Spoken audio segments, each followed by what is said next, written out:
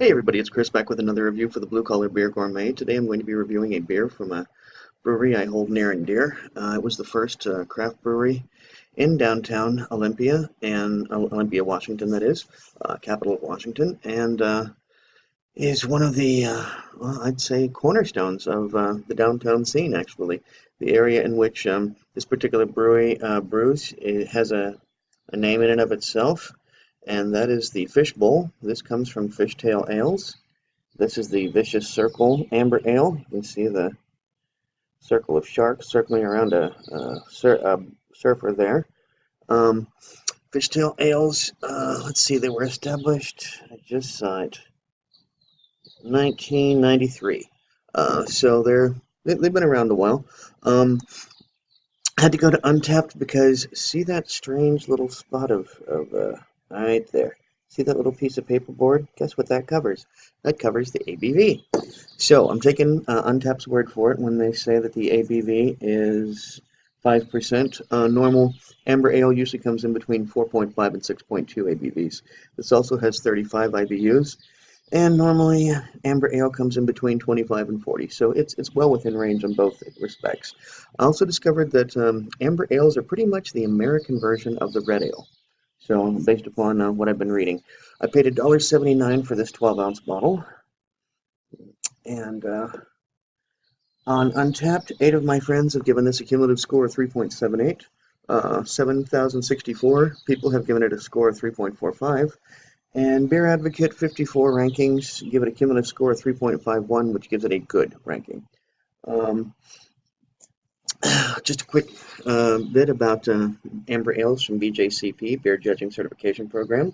Amber ales are known for their caramel flavor. They can go from malty to hoppy, but neither of which should contrast with the caramel flavor. They have moderate hop. They're citrus, malty, and fruity in both bouquet and tongue. Amber to copper color. Clear, dry, hopped varieties may be slightly hazy. Oh, clear, dry, hop. Normally they're clear. Dry hop varieties may be slightly hazy. Sorry, not even doing a good job reading my own notes. Malt, sweet, fruity to bitter, medium mouthfeel, medium to high carbonation, slight alcohol burn. Stronger and more bitter versions are now split into the red IPA style. American Pale Ale derivative started in Northern Cali and Pacific Northwest. Usually use pale ale malt, medium to dark crystal malt, and two-row barley. And I did not know that amber ales emerged from Northern California, Pacific Northwest area, but because of that, I don't have a Pacific Northwest glass.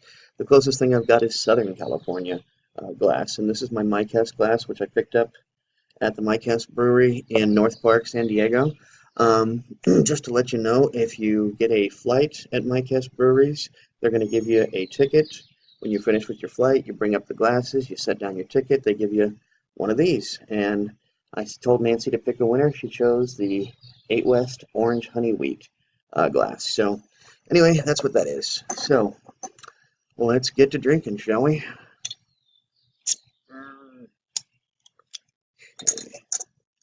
And let's see how this pours. I want to turn it like so you can see the color better.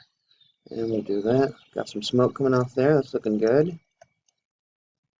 And that is pouring a very rich copper color, that's for sure. Okay. I am definitely going to describe that as slightly hazy. Looks like we've got, I want to say medium carbonation on this.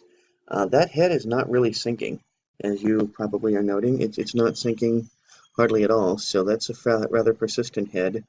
I mean, it's sinking some, you can see it, but not a whole lot, truth be told. You are seeing a much, much darker color on camera than this is. Imagine this, oh, I'd say at least 2 shades, possibly 3 shades lighter. So this is about the color of a penny. See if we can't finish off the bottle here. There we go. Okay, and right off the top, I'm getting a slight alcohol smell.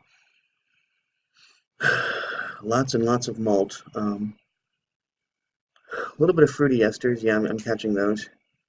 It's smelling like red fruits, plums, apples, cherries, stone fruits. Malt and the fruit smell. That's pretty much That pretty much describes all of it. Like I said, there's a slight alcohol smell to it, just the slightest bit. Huh, okay, well, I think we've described this in enough detail. Let's get to drinking, shall we? Cheers.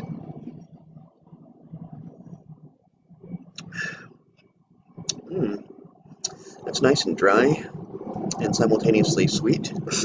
Mostly dry, but just the slightest hint of sweetness.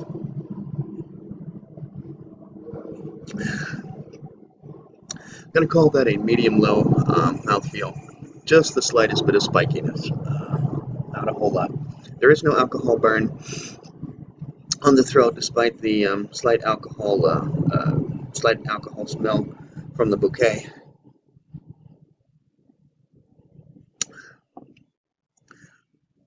It's not particularly roasty, which it's not supposed to be. I read very specifically it's neither supposed to be roasty nor chocolatey. If that were the case, it would be a brown ale, and it would be mislabeled. Um, but I I have a special spot in my heart for amber ales. It's the first variety I ever judged on my way to becoming a beer judge, and I'd say this is a good one. I don't know whether I mentioned this or not, but I did pay $1.79 for this 12-ounce bottle, and I'm probably going to be giving this. Oh, I think it deserves a 4.0 actually. I think it's a good beer. I've been drinking a lot of great beers, giving a lot of high scores. I know it seems, um, and frankly, I got no complaints about that. So I keep thinking that maybe I'm being too liberal with my scores, but then I think, well, you know, why should I score somebody down just because I've had a bunch of great beers lately? So I am going to give that a 4.0. And I'm going to recommend that because, well, at $1.79, that's a pretty good amber ale. And so, once again, that's the Vicious Circle Amber Ale from Fishtail Ales out of Olympia, Washington. Get that a little bit closer in so you can see. There we go. And until next time, drink good beer, don't break the bank doing it, and cheers.